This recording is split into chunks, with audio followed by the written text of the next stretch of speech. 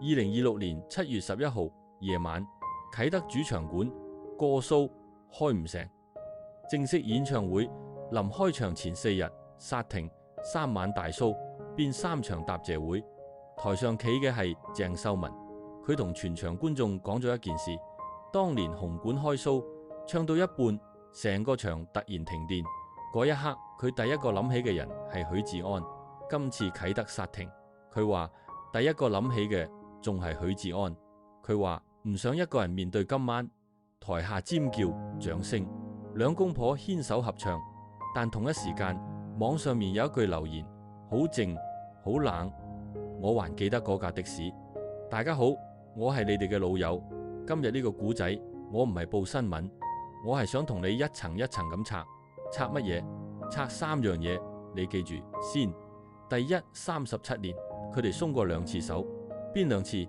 點解到咗全世界都等佢鬆手，嗰次佢反而揸得最實？呢條數我留喺中段慢慢同你計。第二，嗰晚啟德本來一個嘉賓都冇安排，點解佢臨時改主意，仲要親自開口去請嗰個人？留到後尾先講。第36年前佢寫過一句嘢喺篇千字文度，嗰句嘢到今日你先睇得明。呢張係最後先兌現。如果你係第一次入嚟，中意呢種深度拆解，順手訂閱一下唔會蝕底。醜話講在前面，今集講到嘅嘢我盡量句句有出處，邊句係當事人親口講，邊句係坊間流傳，我會逐樣標清楚，判斷留返俾你。而個古仔要由1989年一個16歲嘅女仔講起。你以為鄭秀文一出道就係天后？唔係。1989年佢16歲，去參加新秀歌唱大賽攞獎，簽華星，一個中學生會咁嘅樣。行入唱片公司，第一批識嘅人入面有個師兄，個師兄叫乜名？許志安。嗰陣時冇人知呢一下相遇會拉扯足足37年。1991年公司安排佢哋合唱一首歌，首歌叫乜？其實你心裏有沒有我？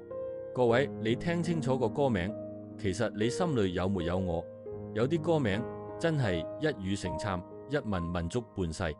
唱住唱住，兩個人真係埋咗堆。但嗰個年代歌星唔輕易拍拖，兩個人就咁樣拍地下情。呢樣嘢唔係我作，係鄭秀文自己近年上鄭裕玲個訪談節目親口講嘅。嗰時喺華星開始拍拖，懶係要地下情，好細個。好，古仔講到呢度，你以為係普通圈內情侶？我俾2個畫面你，你就知唔普通。第一個畫面，1999年紅館，鄭秀文開緊 show，唱到一半，成個紅館突然停電，萬幾人嘅場黑晒，台上得返佢一個。你想想嗰個畫面，成個香港最大嘅舞台突然熄燈，你企喺正中間，一片漆黑，萬幾對眼望住你，你會嗌乜？佢嗌咗3個字：安仔，救命！台下嘅許志安二話不說飛身上台。呢一幕係東網 Topic 呢啲媒體都寫過嘅公開場面，所以你而家明啦點解2026年啟德煞停嗰晚，佢話第一個諗起嘅人係許志安，因為27年前黑燈嗰下，佢第一個嗌嘅名已經係呢個名。第二個畫面，2001年勁歌金曲頒獎典禮，嗰一年最受歡迎男歌星許志安，最受歡迎女歌星鄭秀文，一對情侶。同一年包辦男女歌手最高榮譽，香港樂壇史上都冇幾次。許志安上台攞獎，喊住講咗一段嘢，後來全香港叫佢做廚房宣言。佢話幾年前喺佢屋企廚房，佢同佢講過，第日你攞女歌星，我攞男歌手獎就好咯。講呢句嘢嗰陣，台下嘅鄭秀文已經喊到崩堤。各位，你要明呢一幕嘅份量。兩個人由華星2個後生仔一路捱到同一晚企上頂峰，呢個唔係娛樂新聞，呢個係香港人集體記憶嘅一部分。黃子華後來喺鄭秀文演唱會度講過一句好出名嘅話，佢話佢哋2個嘅愛情故事係香港最後一個童話，香港最後一個童話。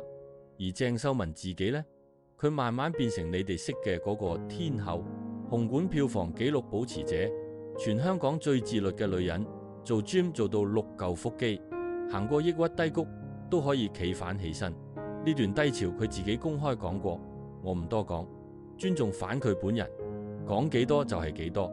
總之一個係童話，一個係鐵人，呢個係大眾以為嘅版本。但係我話你知，真實版本係點？呢個鐵人嘅演唱會史其實係一部倒霉史。2016年紅館失聲，台上3度痛哭道歉。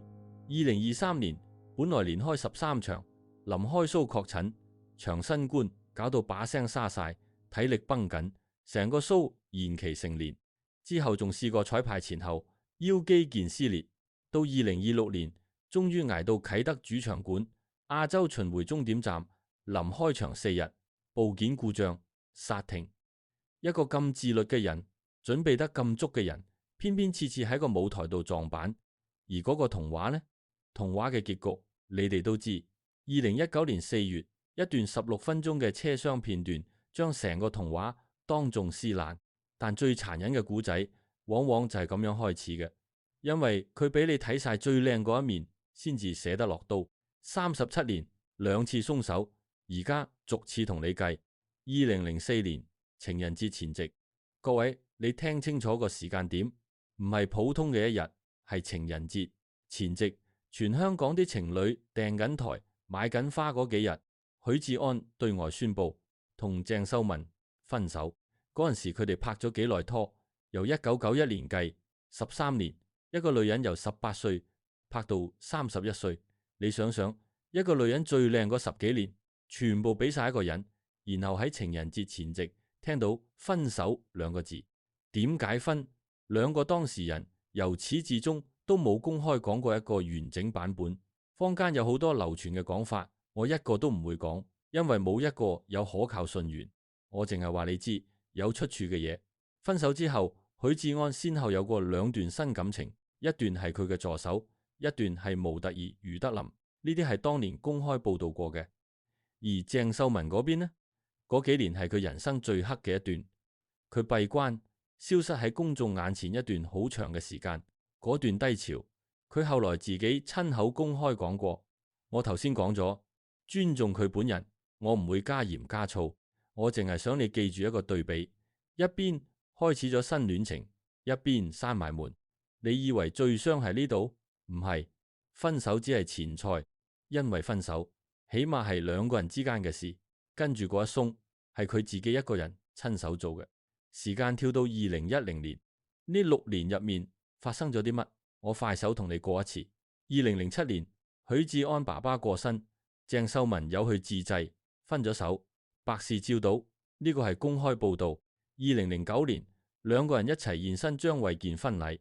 同年12月，鄭秀文開 show，請許志安做嘉賓，2個人喺台上合唱反嗰首《其實你心裏有沒有我》。各位，你想想台下歌迷嗰一刻嘅心情。分手5年嘅一對，企返喺同一個台，唱反守定情歌，成個紅館係咁尖叫，全香港都以為得啦，復合啦，童話有得續集啦。2010年，許志安同余德林分手，啲傳媒即刻寫佢係為咗鄭秀文而分手，2個人一直密會，眼看就差一步，就差一步。跟住鄭秀文做咗一件事，佢寫咗一篇千字文，篇文有個名叫《僅餘的一小片天空》。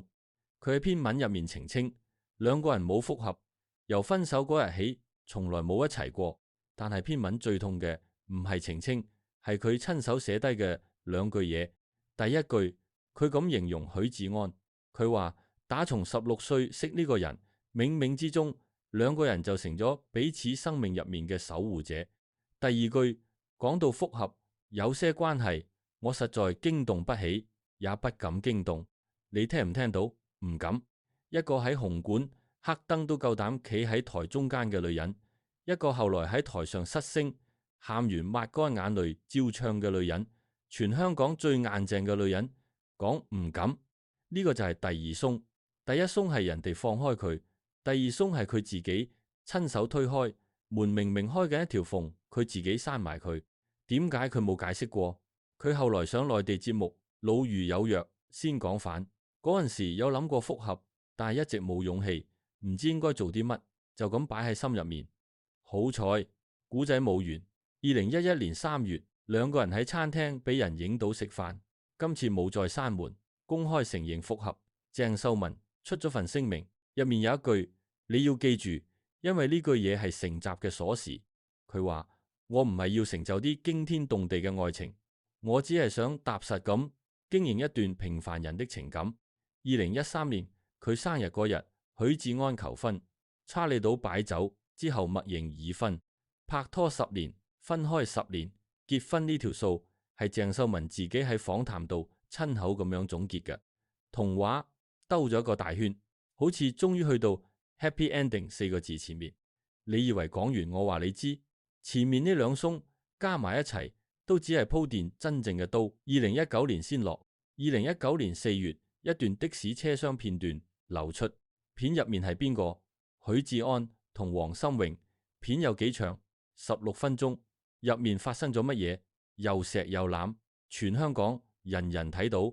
各位，我唔想淨係講出軌2個字，我想你代入一個位置，你係鄭秀文，結婚第6年，你同呢個男人識咗30年，你16歲識佢，你喺台上黑燈嗌過佢救命，你喺廚房同佢講過，第日你攞男歌星獎，然後有一日你醒返嚟，全香港每一個手機屏幕播緊你老公錫另一個女人，播足16分鐘。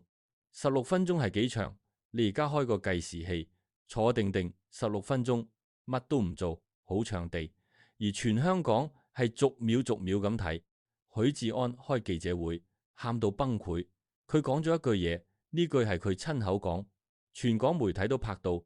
佢話自己係一個壞咗嘅人。佢話嗰刻嘅自己冇咗靈魂。希望大家俾時間佢返佢自己，然後宣布演藝工作無限期暫停。全香港等緊一樣嘢，等乜？等鄭秀文出聲。網民已經幫佢寫定晒劇本，離婚啦，一次不忠，百次不容啦。你係天后，你要幾多個男人？冇，成個網絡一面倒，等佢鬆手。37年鬆過2次手嘅一個女人，第一次係人哋鬆。第二次係佢自己鬆，今次全世界俾晒理由佢鬆，俾晒掌聲佢鬆，鬆手仲會俾人讚。佢點回應？佢喺社交平台出咗一段文，入面冇一個恨字，冇一個離字。佢話呢件事係兩公婆婚姻入面共同重要嘅一課。佢話人誰無過。後來佢再講過一句，婚姻入面除咗彼此俾嘅幸福溫暖，仲深深包含咗彼此嘅錯誤同彼此嘅原諒。佢冇鬆手。換住係普通人，親戚朋友都要勸你3個月。佢唔係普通人，佢係要對住成個香港嘅輿論，頂住你點解咁傻嘅聲音，去揸實呢隻手。連全世界都話你可以放，你都唔放。呢個先係37年入面最狠嘅一次選擇。狠喺邊？前2次鬆手，傷嘅係佢自己一個。呢一次唔鬆，佢要孭嘅係全香港嘅唔理解。由2019年到2026年7年，許志安由無限期暫停一步步行返出嚟。2024年，佢以神秘嘉賓身份行返上鄭秀文紅館嘅台。今年10月，佢入行40週年，相隔11年，自己開返紅館過唱。然後就係7月11號啟德。你開頭見到嗰一幕，而家你明未？嗰晚佢牽起嘅嗰隻手，唔係一個嘉賓嘅手，嗰隻手係佢37年入面鬆過2次，俾全世界叫佢鬆第3次，佢死都唔肯再鬆嘅嗰隻手。講到呢度，我知有啲觀眾已經好感動，但係我做呢個頻道有條規矩，幾感動都要俾埋另一面你睇。嗰晚啟德牽手畫面一出，網上唔係一片掌聲嘅，有粉絲留言不理解但尊重，有人講得再直啲，欣賞唔到呢種愛情，仲有嗰句最冷嘅，我還記得嗰架的士。呢啲聲音同樣真實，我冇資格幫佢哋消音，因為佢哋企嘅位都企得住腳。一次不忠，係咪真係可以用37年去溝淡原諒？會唔會變相話俾所有人聽，背叛係有得贖返嘅？呢啲問題冇標準答案，而另一面都要擺翻出嚟。許志安唔係冇俾個代價公開認錯，喊住話自己係壞咗嘅人，之後真係停晒工，一停幾年，到近年先一步步行返出嚟。佢有冇資格被原諒？唔係我判，但佢有冇付出過代價係有記錄可查嘅。至於嗰兩公婆閂埋門之後點樣行過呢7年，邊個喊過，邊個跪過，邊個掙扎過，冇人知，我亦唔會作。有啲嘢我唔會講，亦都唔應該講。我淨係補一句公道，話原諒定唔原諒係鄭秀文嘅選擇權，唔係我哋嘅投票權。佢揀咗，佢孭咗，佢行咗7年，行到今日，判決唔到我哋班食花生嘅去落。但係有一個問題係可以攞出嚟諗嘅，點解嗰晚佢揀嘅係佢？而家兌現第2張支票，點解嗰晚係佢？嗰3場答謝會本來一個嘉賓都冇安排，呢個係鄭秀文喺台上親口講嘅。個蘇煞停，佢話想喺個台上面攞到一個更大嘅力量撐住自己，於是佢自己開口請咗2個人。第一晚7月10號行出嚟嘅係劉德華，識咗幾十年嘅老友，行過影壇歌壇嘅戰友，嗰晚全場沸騰，微博洗晒版。第2晚7月11號行出嚟嘅係許志安，嗰個壞咗嘅人，嗰晚掌聲入面夾住問號。各位，你想深一層，呢個排法，一個舞台跌咗落嚟嘅夜晚，佢身邊企過2個男人，一個係從來冇傷害過佢嘅朋友，一個係當眾傷害過佢嘅丈夫。劉德華用幾十年友情陪佢撐場面，許志安用37年感情陪佢撐個心。場面係俾外人睇嘅，個心係俾自己過夜嘅。朋友幫你頂住個台，丈夫幫你頂住個天。你話邊個嗰晚更加冇得代替？答案鄭秀文自己俾咗。介紹許志安出場之前，佢講返1999年紅館黑燈嗰一幕，嗰時第一個上強嘅係你，今次一樣。27年前一句安仔救命，27年後一句唔想獨自面對，中間隔住一次分手，一篇千字文，一段16分鐘嘅片個名冇變過。回看這37年，16歲的相遇是命運發牌，廚房裏的一句戲言是2個人一起兌現的誓，情人節前夕的分手是第一次鬆手，一片僅餘的一小片天空是第2次鬆手，一段16分鐘的片是全世界替他預備好的第3次以他偏偏收回了手。現在兌現最後一張支票。2010年他寫，有些關係我實在驚動不起，也不敢驚動。16年前讀，這是一句退縮，今日再讀，你才明白，他不是不敢愛，他是早就知道這段關係的分量重到他輸不起，輸不起的東西，人才會用一生去守。所以記住這條定律，原諒從來不是軟弱，原諒是一場豪賭。一個把感情看得比面子重的人，賭贏了叫成全，賭輸了才叫委屈。而賭注落下那一刻，沒有人知道結果。他賭了7年，至少到啟德那一晚，牽起的那隻手還是暖的。好，最後攤牌，我先亮我個底，換注係我未必有佢咁大嘅賭膽。而家到你37年，衝過2次手，中間仲有一段全城直播嘅16分鐘。換住你，原諒37年嘅份量，唔係16分鐘抵消得晒。唔原諒一次不忠，同你哋一齊咗幾多年冇關係。留言區見，記住講埋點解。如果你睇到呢度，證明你係真心中意呢類深度古仔嘅人。訂閱掣就喺下面，俾個機會我下集再拆過。我手上仲有好多港圈嘅童話未拆，下一個主角係邊個？下集揭曉。今晚故仔講完，各位早唞。